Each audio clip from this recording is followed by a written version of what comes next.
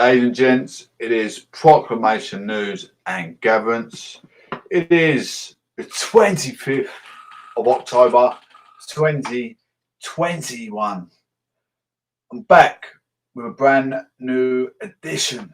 Coming back flux with a flow and flux with a show. It is the prodigious, the prominent Professor Johnson with the propaganda from broadsheet and tabloid news articles in today's modern society from the complete dominion of the UK. I just want to say thank you all for tuning in, even people from across the pond, more than welcome. Ethos is the word.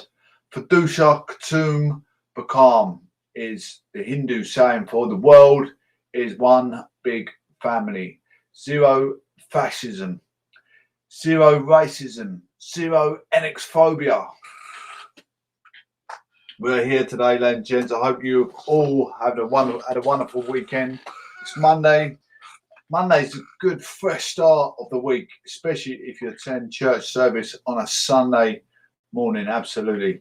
Anyone that's part of their church ceremony, whatever your spiritual belief is, you're welcome. If you're Muslim, Hindu, if you're Buddha, Christian, Catholic, whatever your religion, you are welcome on board. If you're in the UK and you're a good citizen, good law-abiding citizen, welcome on board.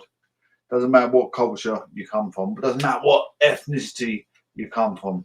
If you act in an adequate sense and you've got success to bring to the table, welcome, welcome. You are welcomed as an empath for this entity that I bring to you today. Thank you so much for coming through. Jacob, day 7, with Jacob day 6 yesterday. I'm just gonna, like I say, I always come back with my Christianity authoritarian ways. Like I say, some of you guys might be different religion, but please, just take this, be observant, be preserved, be the critical thinker that you guys are. That's why you are part of the aristocracy social elite. As I read the context, it's only 1 page long.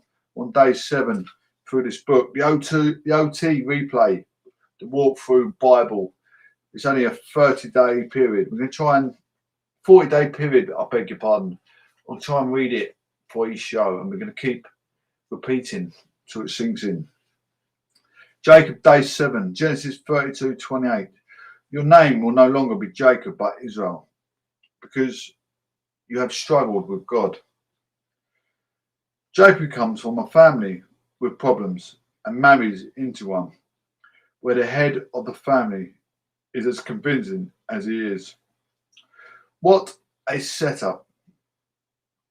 He meets his match with his uncle Laban, who gets 14 years of hard work out of Jacob in exchange for marrying his 2 daughters. These cousins of Jacob are called Leah and Rachel. A cynic might say that's what you get when you deal with relatives. Jacob was always looking for an angle or a shortcut. He was always planning how he could get the better of his opponent, relative or even friend. Then suddenly he meets more than his match.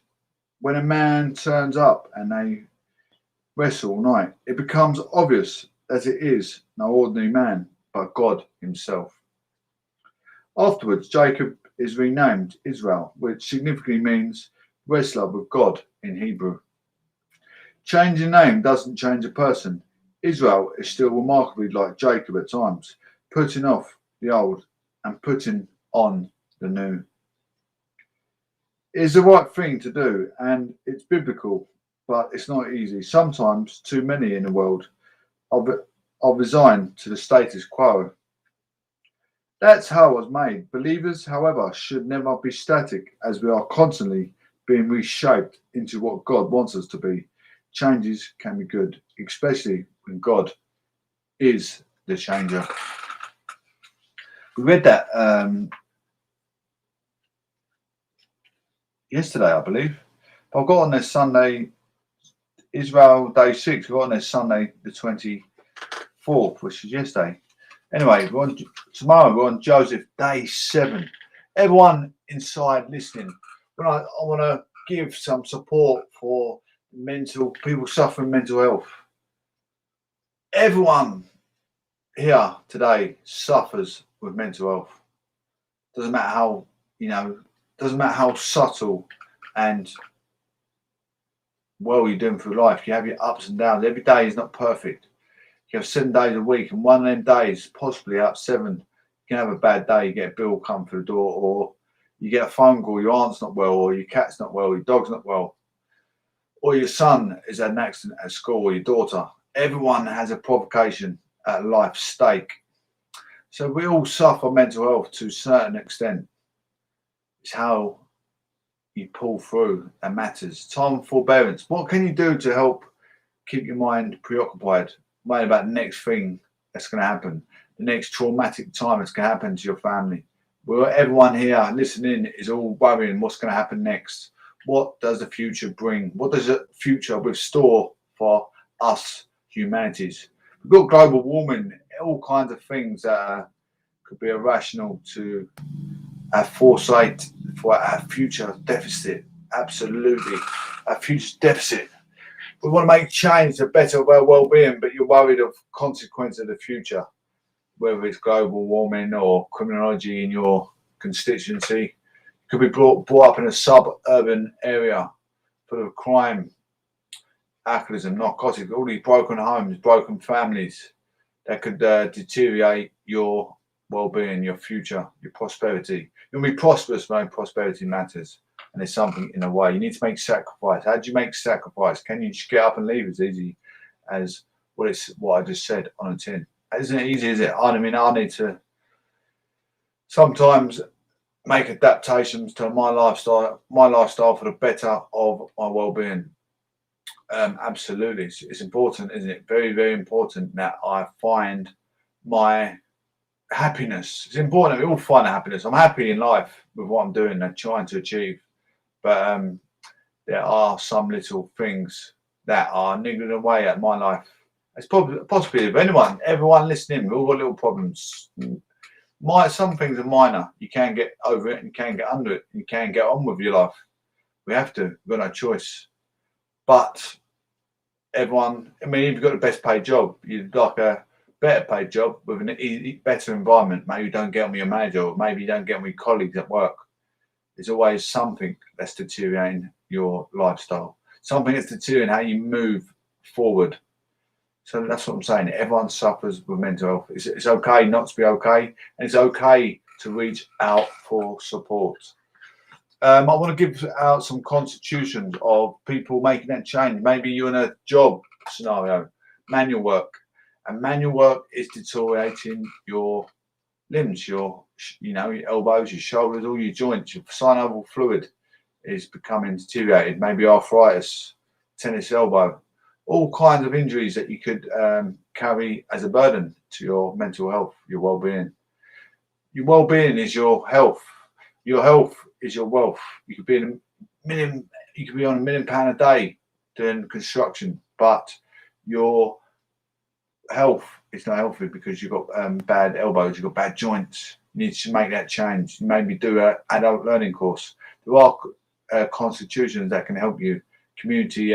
This community help out there, which the government have put in place, such as Sure Trust. I don't know if Sure Trust is in every region. In my constituency, Sure Trust is an organisation that points you in the right direction. Maybe you want to become a HGV driver. Maybe you've done too much manual work. Maybe you've done some soldering. I've got a good friend here listening.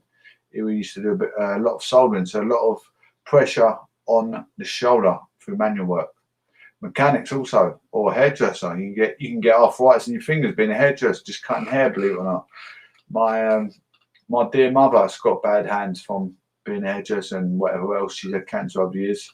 I'm pretty sure there may be some listeners here today that may have the same effects to the lifestyle. So yeah, there is learning out there, adult learning, and it's called Sure Trust. Type in Google in your area, wherever you are. I'm in Colchester, maybe in Hertfordshire, maybe you're in anywhere in Essex, maybe Suffolk, north east of England. Northwest of England, check in your area, type your area code, and then put in adult learning courses. There's so many things out there too. Make that change for the better of your well-being. Manual work can the pain for manual work, working out in the cold, especially us men. A lot of men work outdoors in all different climates. Manual work can cause men to turn to drink to take the pain and the effects away of working outside in this kind of year. Snow coming, settling. You still go and dig footings in the morning in the freezing cold snow, and your boots are getting full of snow and your toes falling off. Also, I want to talk about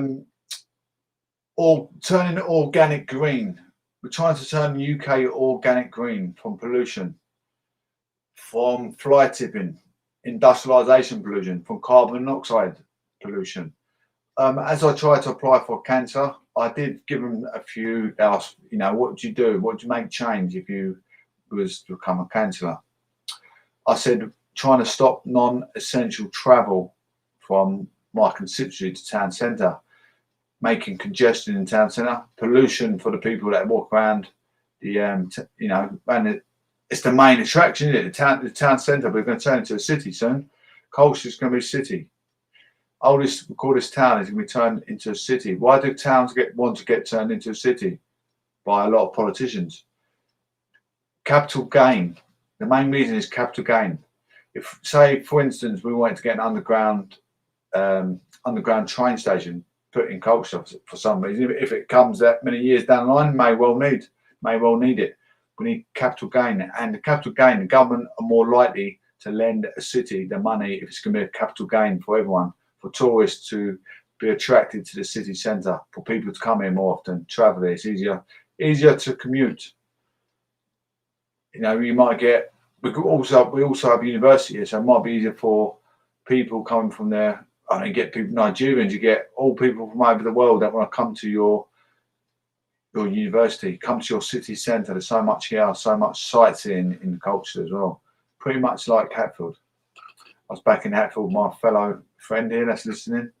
Anyway, we're going to move on to, we're still talking about organic green, turn organic green, the recycling. I see that headline today. Boris Johnson was talking about he doesn't think the plastic recycling is working at the moment. But to me, obviously, recycling is important, isn't it? Recycling of anything, if it's metal. I don't know what we're going to read what Boris Johnson's put, but he's been more of a critical thinker than me. He's been in the game for a lot longer than I have. But recycling, I thought, would be a good idea to stop this global warming, pollution in the ground.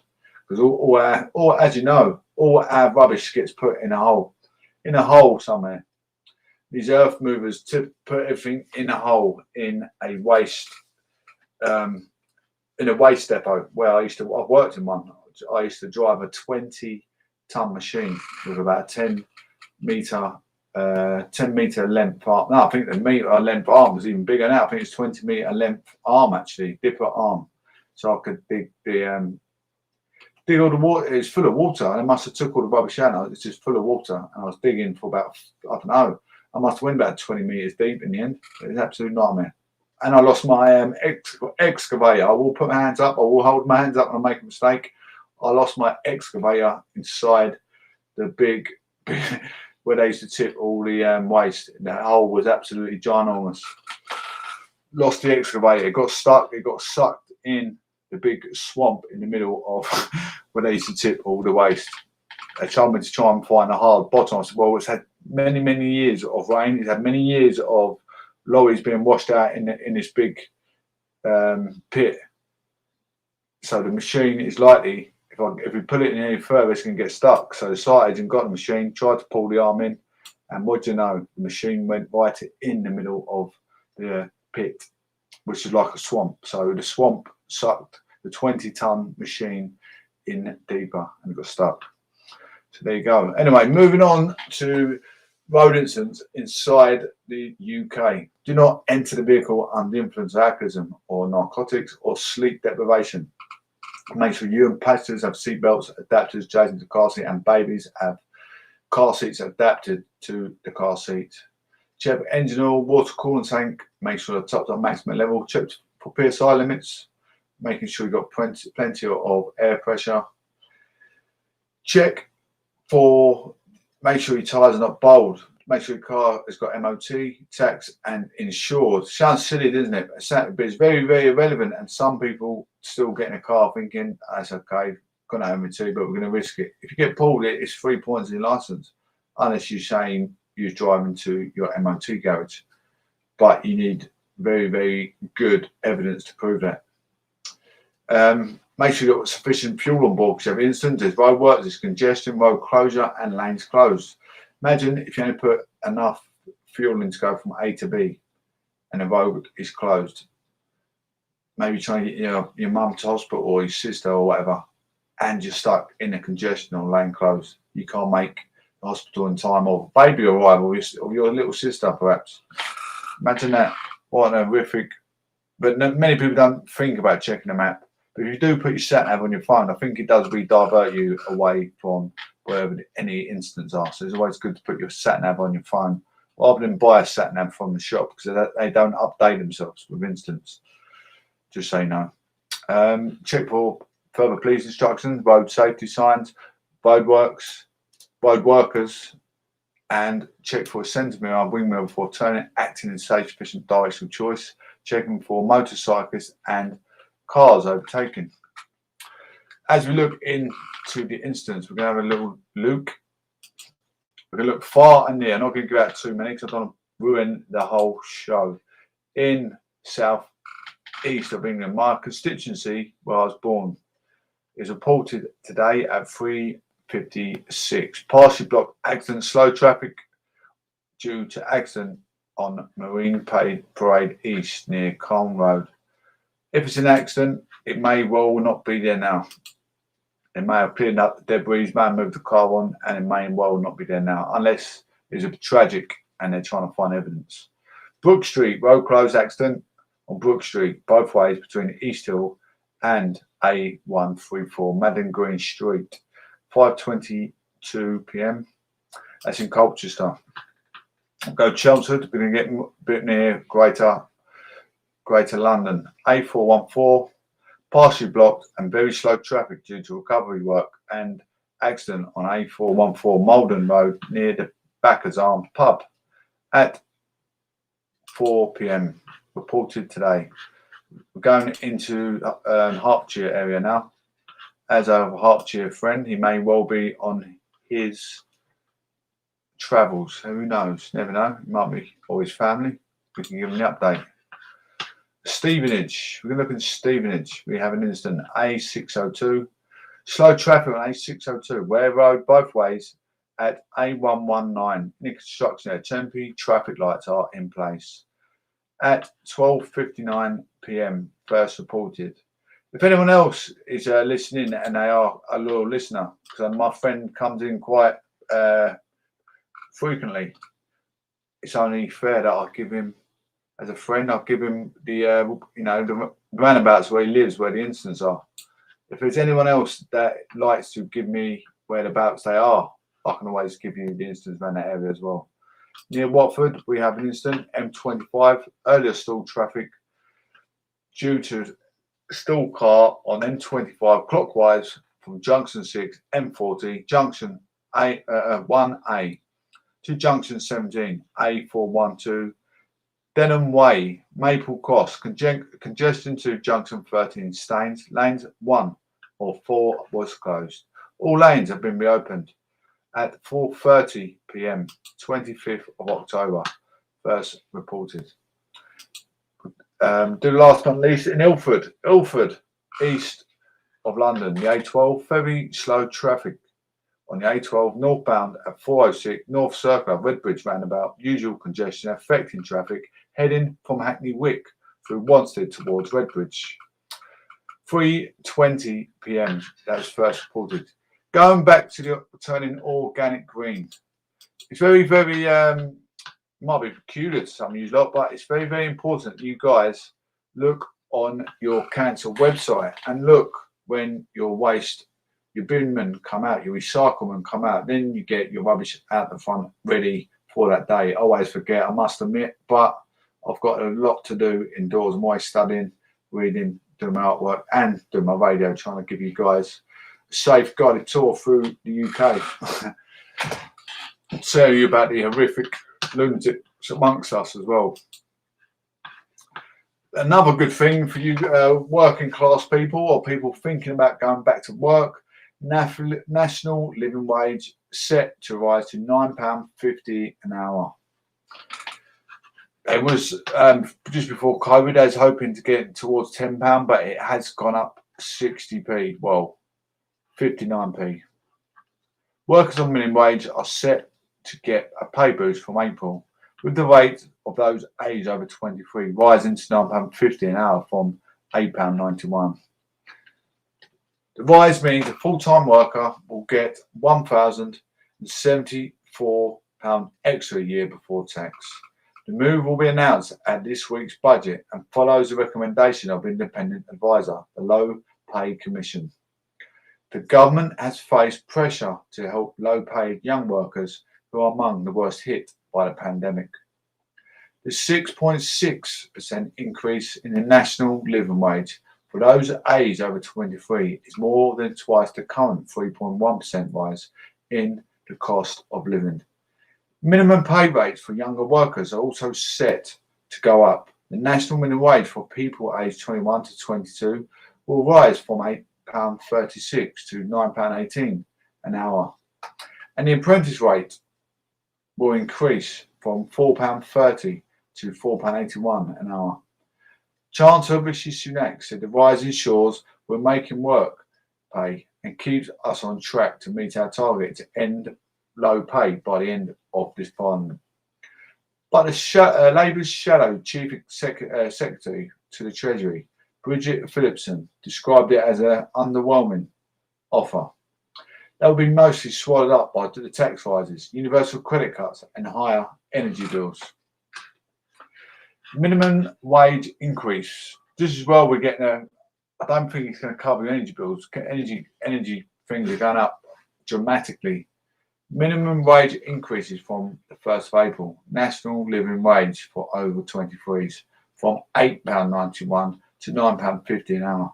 National minimum wage for those aged 21 to 22, £8.36 to £9.18. National minimum wage for 18 to 20-year-olds, £6.56 to £6.83. National minimum wage for under 18, £4.62 to £4.81. The apprenticeship rate from £4.30 to £4.81. Campaign group. The Living Wage Foundation welcomed the increase, but said there was still a substantial gap between the government-mandated minimum wage and its own calculations of real living wage based on living costs. The foundation director, Graham Griffiths, called on employers to commit to go beyond this new government minimum, do the right thing, and commit to pay a real living wage. Nye Comnetti, senior economist at the Resolution Foundation, said the national living wage increase was very welcome, but would not remotely compensate for the cut to universal credit. He said the universal credit change affected 4.4 million families, whereas only 2.2 million workers were on the living wage. Let's go have a little look at the analysis by the Kevin Peachy, personal finance correspondent.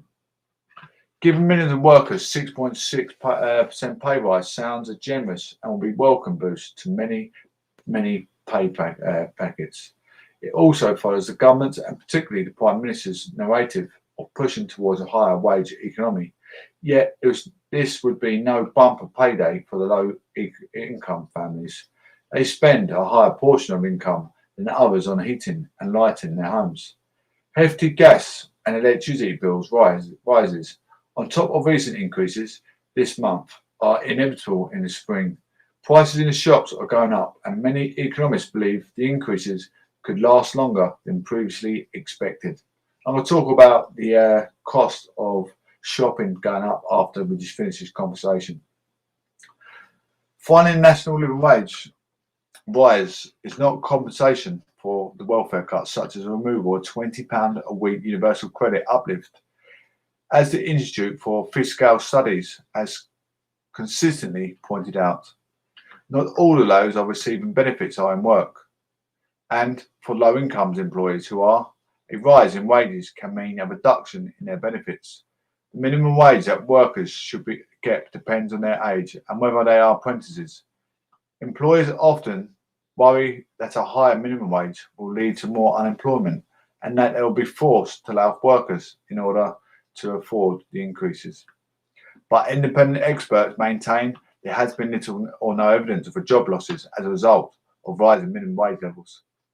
More could be done. Finn Oldfield, 23, earns the national living wage for his communication jobs at the People's Powerhouse social enterprise. He lives at home with his parents in Widnes, but said the increase would help him move to Liverpool city centre, which was unaffordable before the rise. It's hard if you're from a regional town. I have a politics and philosophy degree from Edinburgh University and I thought I'd be able to find opportunities, Mr. Oldfield told the BBC. After graduating last year in the middle of the pandemic, Mr. Oldfield found his role through the government's Kickstart scheme, which encourages 6 months jobs with businesses for people aged 16 to 24 or currently claiming universal credit. With no rent control and higher energy prices, I think this will offset perhaps the hardship of the blows that have come, he said. But I think there are more that could be done by the government to help with rising everyday costs. I mean, it's pretty hard for graduated students from university. Not a lot of them have got the motivation to go out and find a job. I mean, as you know, I've said in previous casts, many casts, I've done thousands of casts since I've been keep repeating myself, repeat.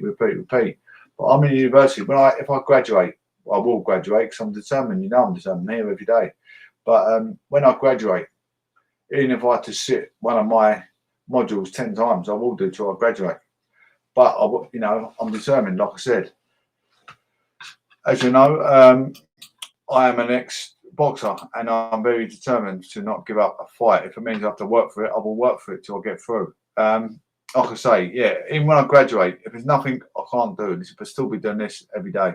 Even if I've got my qualification, can't find a job, I'll still be doing this every day. It's methodical, I enjoy it, and just to prove that I have 10, if I have 2 listeners some days, another day I have 10, maybe 13, another day I might have 30 listeners. But, just having a bit of acknowledgement makes me want to keep coming back. So I know I could be giving out good advice for people. Some people don't like reading. Some people like to come through and listen to me exfoliate my expressions on different articles I read. Sometimes I know about the articles before they've even been pressed in the paper as well. So anyway, let's moving on. About half of the 2 million jobs paid at this level are in retail, hospitality, cleaning and maintenance. Matt Shellis-Jones, a hotel manager in Manchester, told the BBC he believed it was high time. The minimum wage was increased, but added the cost of any rise would ultimately be passed on to customers. However, he said that rather than a hotel business raising prices to deal with rising wages, many in this industry might focus on getting bums on beds and cost-cutting by simplifying dining menus and moving towards buffet breakfasts. There is a lot to fear in the industry that as soon as we start raising prices, people are not going to come in anymore, he said. How the living wages has grown. Started off in 2005 to £3.50. Now in 2020, it's gone up to £9.50. So it's gone up quite a bit in 15 years, to be fair. Oh my goodness, I can't remember being at work 2005 getting £3.50 now. Can you? Anyone? I can't, but anyway, it's good. Mike Cherry, chairman of the Federation of Small Businesses, said wage increases need to be matched by support of smaller firms. Meanwhile, the Confederation of British Industry called on the Chancellor to use the budget to help get more firms investing to lift up productivity. We all want to see higher wage economies, but the real, as my friend said about, but the real challenge is how to do so sustainably, it said. Emma McClarken, chief executive of the British Beer and Pub Association, said that all our wage increase would be welcomed by staff. It was a further cost increase for pubs who are struggling to recover and face an uncertain future.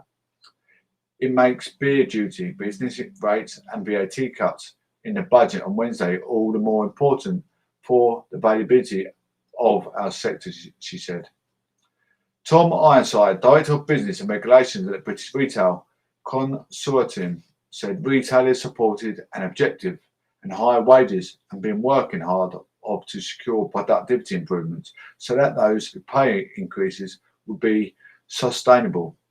This is made more challenging when retailers are currently grappling with an assertion of the government's imposed costs, higher national insurance contributions, rising business rates, higher corporation tax, at a time when sales are slowly and supply chains are experiencing significant disruption, he added.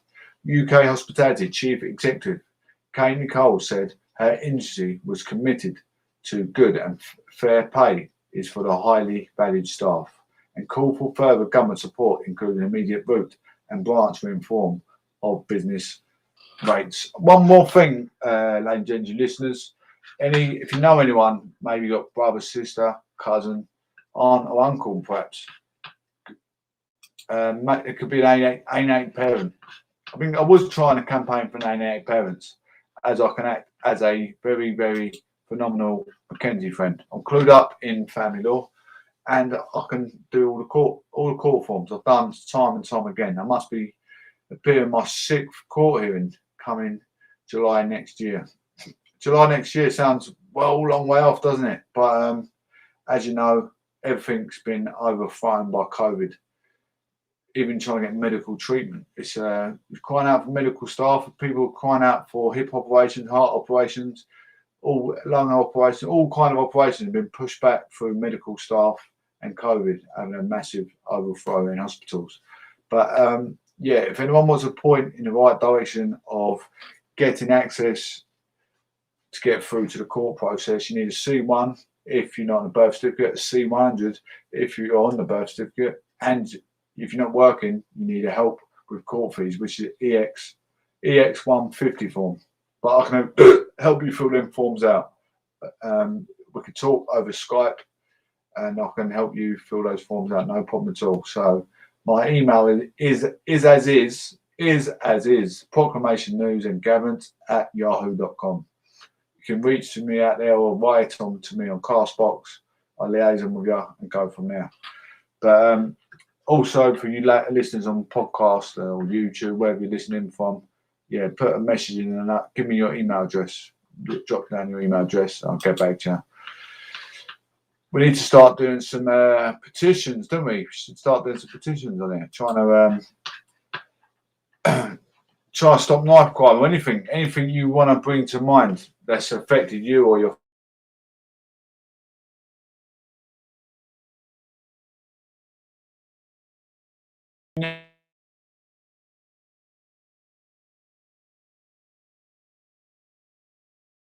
petition for making people stealing dogs, making it more of a crime.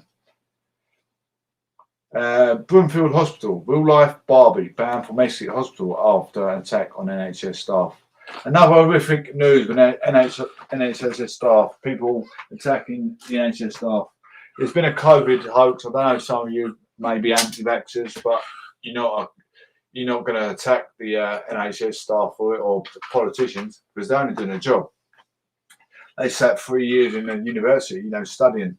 The likes of me and you probably never. I mean, I've only sat in university to my grand age of 37, so I couldn't say I was a bright spark in the. I was quite clever, I've got some cognitive skills. We'll do, in our own little way. But obviously, without university, I haven't got. When you see the politicians, what makes them so special? Because they've got a degree. They sat for 4 years in university after they've done high school, after they've done college, they've done extra years. When I left high school and secondary school, I went and joined later on in life, about 21, done college. I mean, some of us probably went and done sitting guilds in building or whatever, health and safety at work. It's all part of learning. It's learning anything is a skill, but university is a dedication. You're locking yourself away from reality. You have to sit in your room, no friends. You can't socialise. You can't go down to town and have a drinking circle of friends. You've got to be dedicated. So these people health professionals, even nurses, doctors, the sacrifice they had to make to get where they are, to get in a pay bracket. And, you know, they're saving people's lives, and they've got these idiots going in Colchester Hospital. It was yesterday, I read it. A group of people took a anti-vaxxers.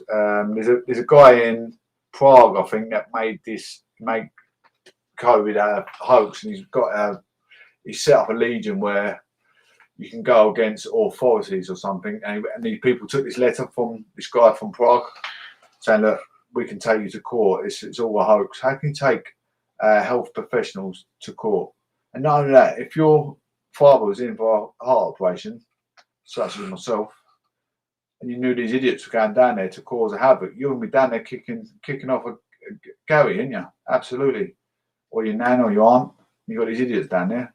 They could be going into the wards, you know, having to go out all anyone, couldn't they? Staff, people in the beds, mental people, some people.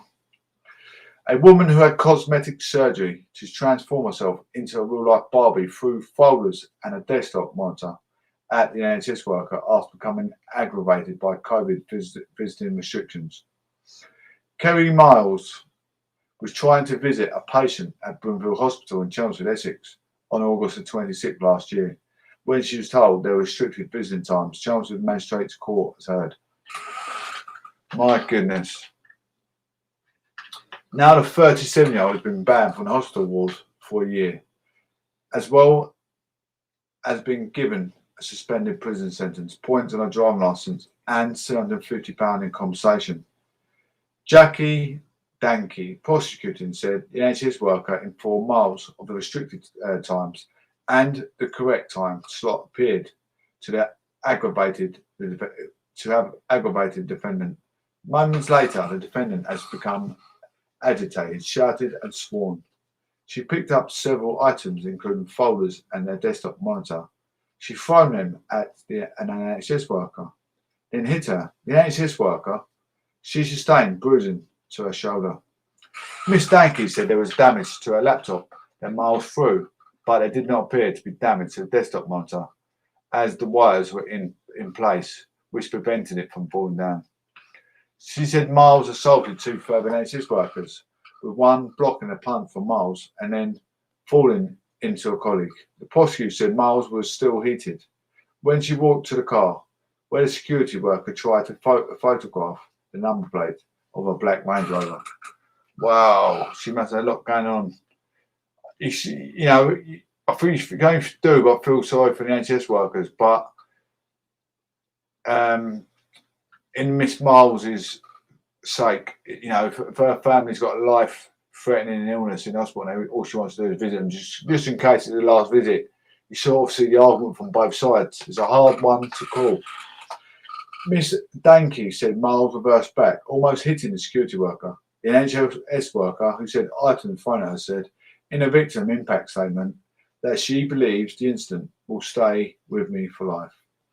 Luke Jakes mitigated and said Miles wished to apologise for the incident and would welcome support for her anger management issues. Miles of Silver End Road, Essex, was found guilty at an earlier trial, 3 counts of assault on an emergency worker, 1 criminal damage and 1 driving without duty care and attention. The court heard she had previous conviction for battery in 2016 and 1 for criminal damage in 2009. Presiding Magistrate Court McCallan said this was an assault where weapons were used and around vulnerable patients and visitors. It was in the middle of a global pandemic where visitors were restricted nationally. Miles was sentenced to 16 weeks in prison, suspended for 12 months. She was given 1 year of restraining order not to go to the hospital ward where the incident happened and not to contact any of the victims in case. Wow. She was told £250 compensation to the hospital for the damage caused, £200 to NHS worker for the items she threw at, £100 each to the other 2 NHS workers and £100 to the security worker. Her driving licence was endorsed with 7 penalty points. She was made to pay £620 in prosecution costs and ordered to complete 30 days of a rehabilitation activity. My goodness. Well, you know, she's owned up to what she's done. She's She said she's stupid. She apologises. She's learned her lesson. Like I said, if it's a matter of being aggravated by a sick, maybe a parent, a mum or dad, a close relative, very, very close relative, you're going to act in that manner. Believe me, I know. I've been there. I've been there when my son was born and he had a umbilical cord wrapped around his neck, and they had a trainee, trainee midwife trying to retrieve my son. Trainee midwife trying to retrieve my son with a umbilical cord wrapped around his neck. Why my ex-wife was have an epileptic fit. I didn't know if my wife was going to, where she's having an epileptic fit, squash my son's head, or the umbilical cord was going to just kill him anyway. I retaliated, but a life-threatening cause, you do become antagonised. What can you do when there's nothing you can do? Your mind takes control, and it's usually with a threat, isn't it? And you throw threat back. It's fight or fear. Fight or fear is the only answer, and it's only your mind can answer it. Me or you cannot say she shouldn't have done that, because until you're in that situation, you do not know. Depending on what a situation is, if it's a mum or a dad or a nan or aunt, it still depends how close you are with that family member. It's depending how you're going to react in this certain situation, I believe. My mum and dad have been in that hospital, and I've had to sit in the car thinking, I wonder what's going on. What the doctor's doing? Are they going to give them the appointment they need to fix them for, so they can get through another 10 years, or they're just going to leave them in limbo?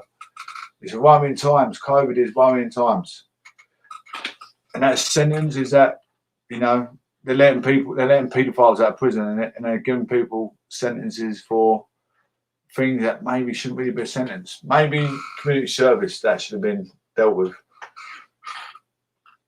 I see somebody called Ahmed, someone from I think he's from Milford, stabbed three people just recently. He's got away with two beforehand. He's done a third by stabbed in the neck, and that's not attempted murder. They give him something like 6 years in prison.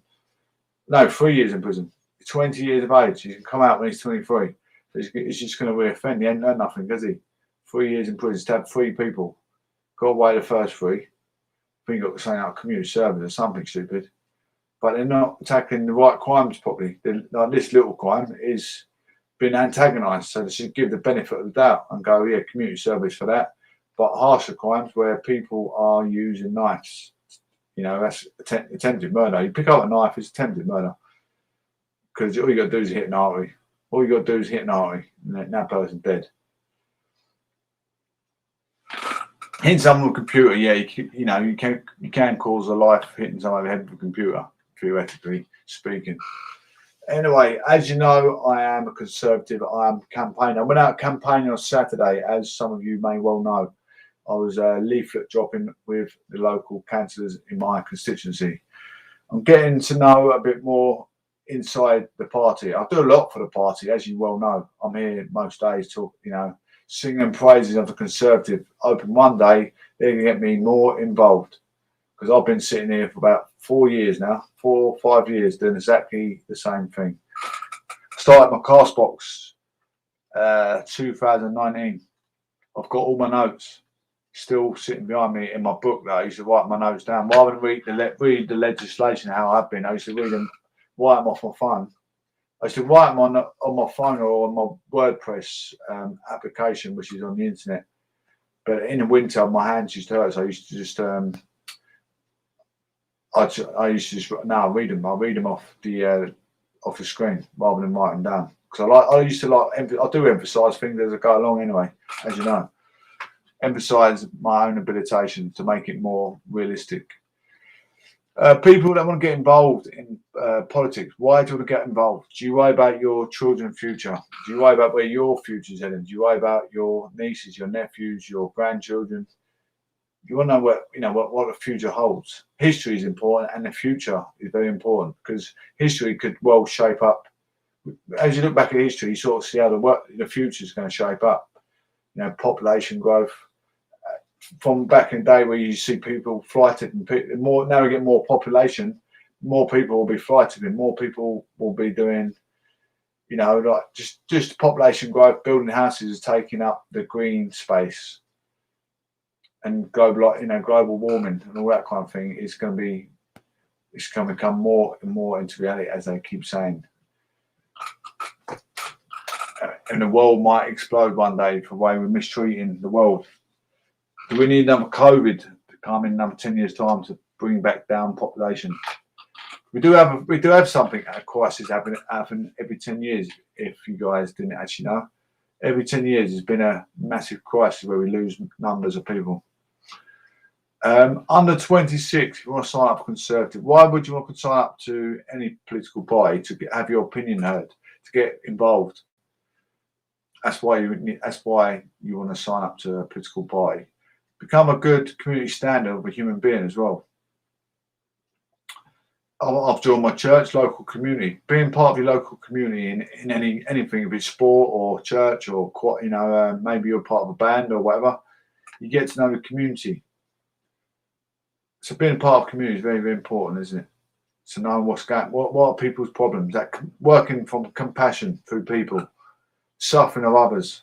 Say you lose your brother, sister, your mum or your dad, other members just like you are suffering the same thing in a different community. So it's well worth joining the community. People go, some of my friends, my old friends probably would turn their nose on me now because I'm too I've always been very, very serious, a bit of a serious person, how I go about my day-to-day regime. I've got a lot of aspirations to live up to as well, like my granddad was in World War II. I don't want to be this down and out bum just sitting about, smoking or drinking. I've got to try and make up to my expectations, do the best I can. Under 26 is £5 a year to sign up as a Conservative member. Standing member is £25.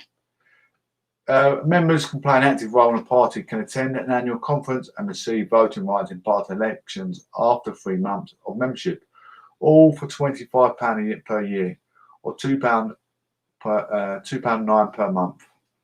If you're in the armed forces, it's only £15. Standard party membership and all associated benefits is offered at a reduced rate for serving and former members of our armed forces is £15. But the Conservatives are devastated by the senseless death of our much loved friend and colleague, Sir David Amis MP. One of the nicest and most charming people you could ever meet. Killed doing the job he loved, serving his constituents. A life tragedy has ended. His family and loved ones are all in our thoughts and prayers. Oliver Dowden. It's very, it's just the people that get taken by a knife. What was the reason? Why did someone just feel the need to go up and stick a knife in this guy's neck? It could be me, it could be you, could be your son, your daughter, your mum, your dad. This guy's just been stabbed for no reason, just because he's working, because he's an MP, or because what reason would they stab him? What reason did that guy have to, go up and stab him for no reason whatsoever? Wouldn't matter if he was a police officer, you're a milkman, you're just doing a job to feed your family.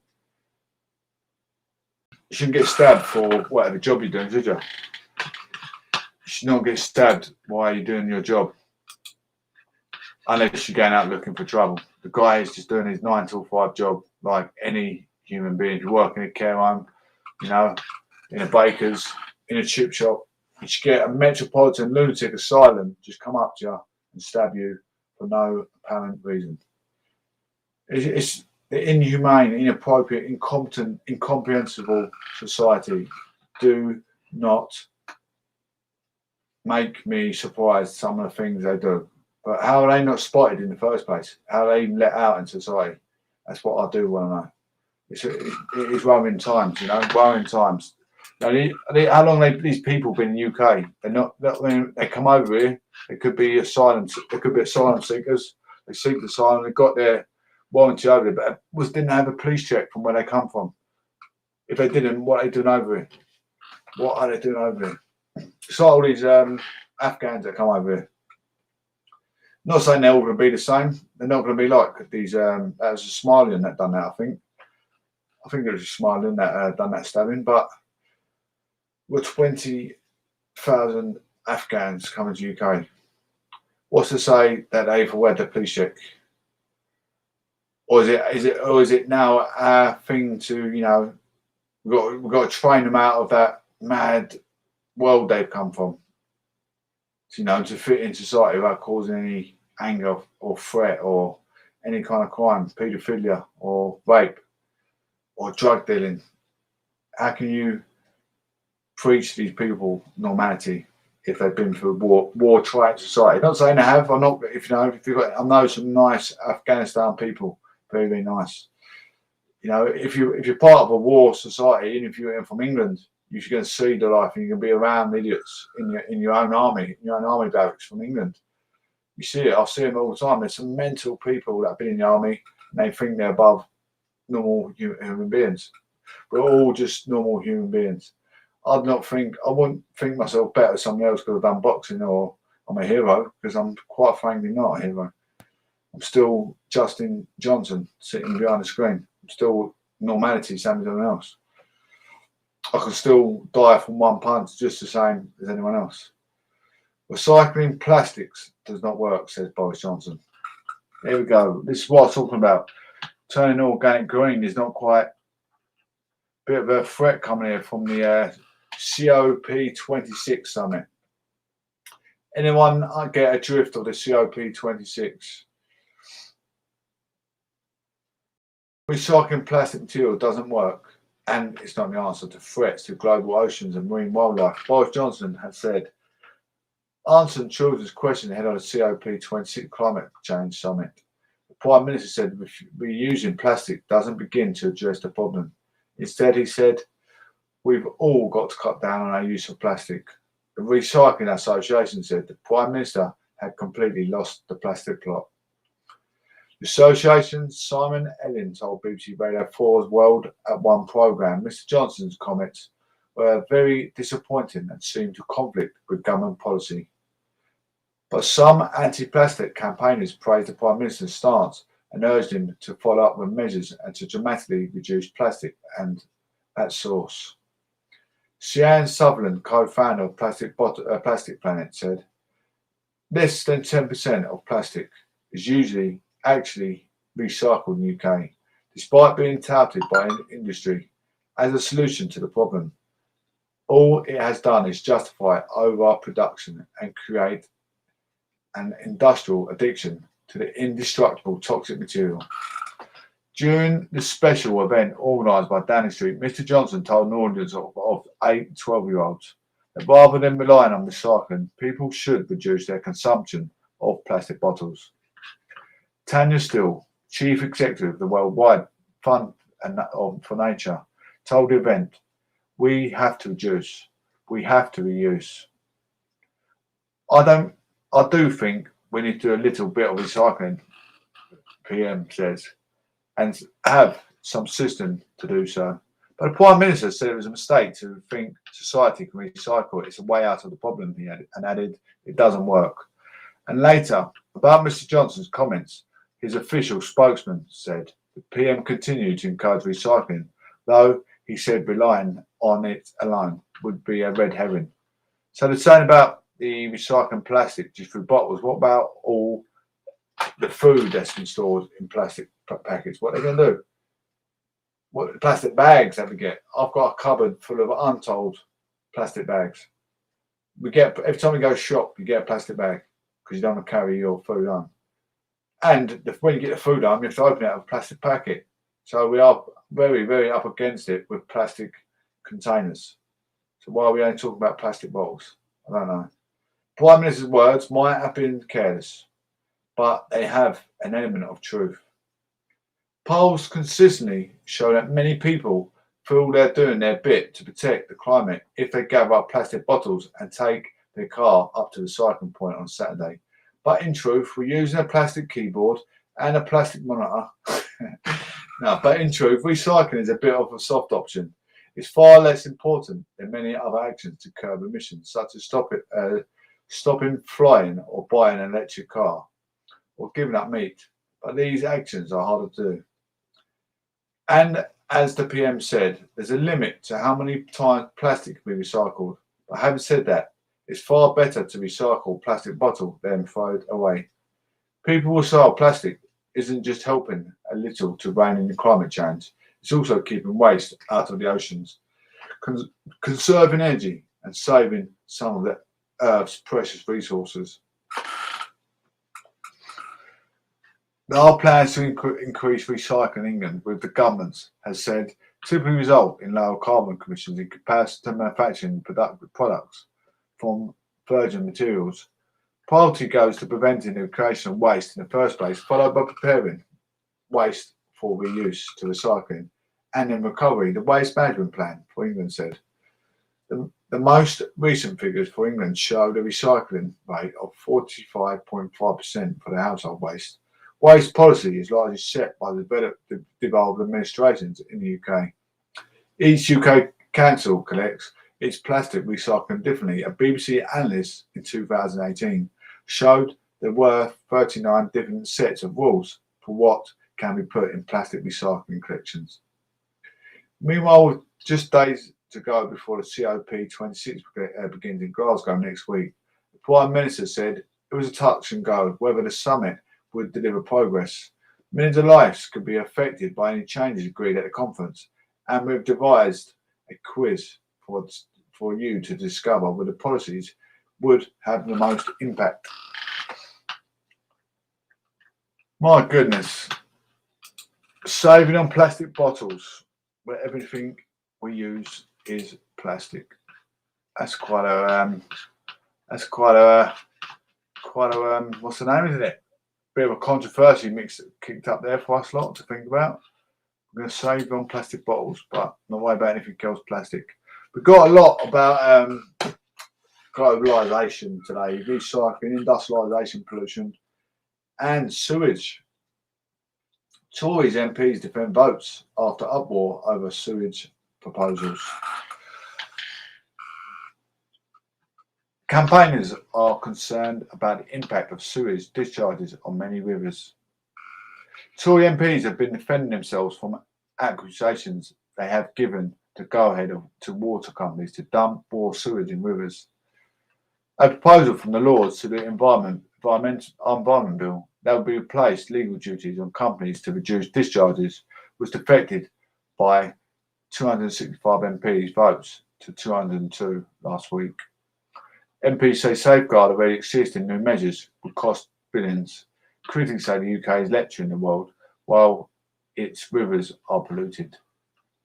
Yes, we know that. I think Norfolk Broad's got a lot of crap in it, and all some places. With over just a week to go until the UK hosts COP26 climate, there is an intense focus on ministers' green credentials. Last Wednesday, 265 MPs voted with the government to reject an attempt by the House of Lords to toughen up the approach to discharge of sewage, while 22 Conservatives MPs rebelled and voted against the government. The move has sparked an uproar on social media. Peers has tabled an amendment to the Environment Bill that would have forced water companies and the government to demonstrate progress reductions in discharges of untreated sewage and required them to take all responsible steps to avoid them combined sewer overflows.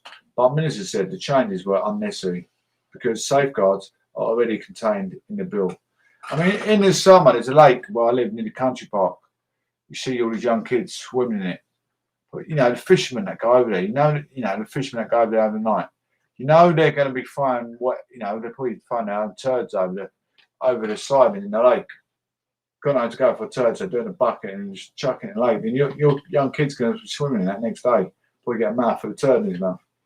It's disgusting. Disgusting. I'll never swim in one of them lakes in my life. It's bad enough getting in a local swimming pool, you see a young kid with flowing turd behind him. Then they go, let alone get in a lake where the fishermen in the night are finding their turds overboard. Every river polluted. Speaking on Radio 4's today's programme, former singer Fergal Sharkey, who now campaigns to clean up the nation's waterways, said it was a disgrace. We're lecturing the rest of the planet on climate change, yet The reality is there not a single river in England that makes good overall environmental health, he said. He said every single river in England is polluted, and a major cause is the water industry dumping sewage. He added the truth is that what we are looking at is a result of a massive underinvestment in infrastructure for the last 30 years and complete failure of oversight and regulation of the industrial by Ofwat, the Environment Agency and the government itself. He said ministers were unwilling and incapable of dealing with the situation. Conservative Hugh Merrim, who voted against the government and for the amendment, said what was being proposed by the government wasn't enough, and he hoped ministers would be persuaded it was the right way to go. He said to have sewage being discharged down the streets where this is too much rain into the sea. It's just absolutely just shocking. It does mean more investment. That may ultimately mean more expensive bills, but we're talking about decades of investment, and it's got to happen, he said. Yeah, I mean, what I'm saying is, it's not just gospel. It's probably true. It's probably real, true facts. Fishermen that go to these lakes, there's no toilets open because they lock the toilets at a certain time, don't they?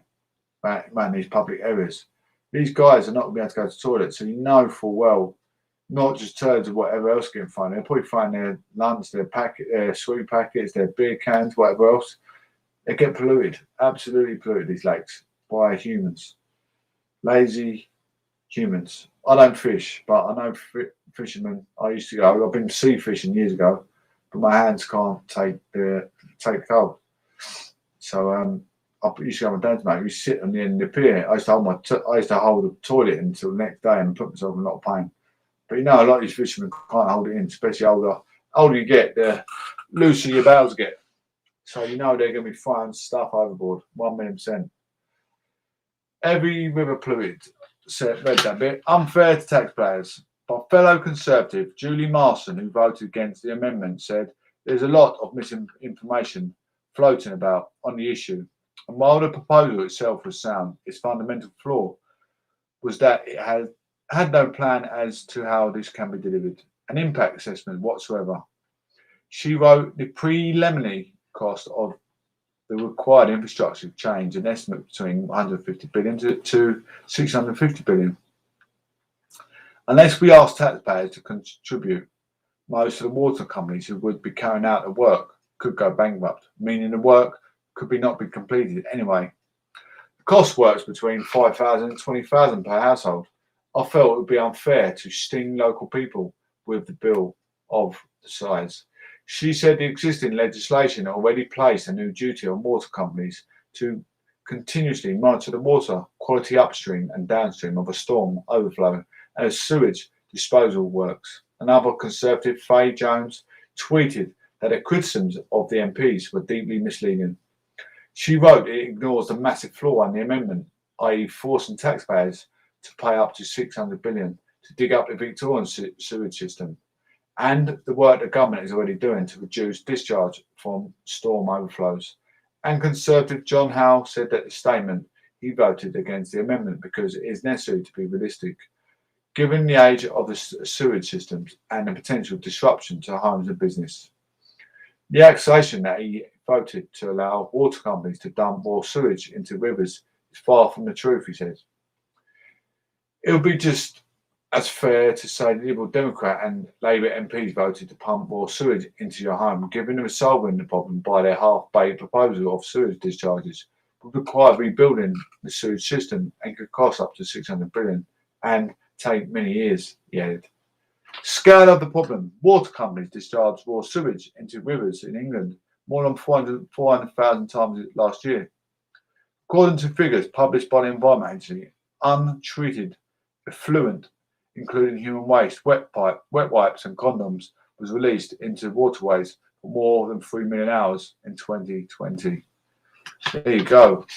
There you go. One more segment to get through. I just want to thank everyone individually in my room. Firstly, I'd like to say thank you to Mr. A. Chapman. Thank you to Jennifer. Thank you to Stephen. Thank you to Desiree, Adam, Michael, Eric, Goozy, Matthew, Joey, John, Kelly. I thank you all so much. I'm overwhelmed. If you guys wouldn't mind subscribing to Proclamation News and Gatherence, I would be absolutely overwhelmed. Oh my goodness, I went over. I'm still going to carry on. I haven't stopped. I've been talking non-stop for an hour. That is out without even a break. I'm not going to be off just yet, Adrian. I've still got a little short while yet. How you doing, my friend? You okay?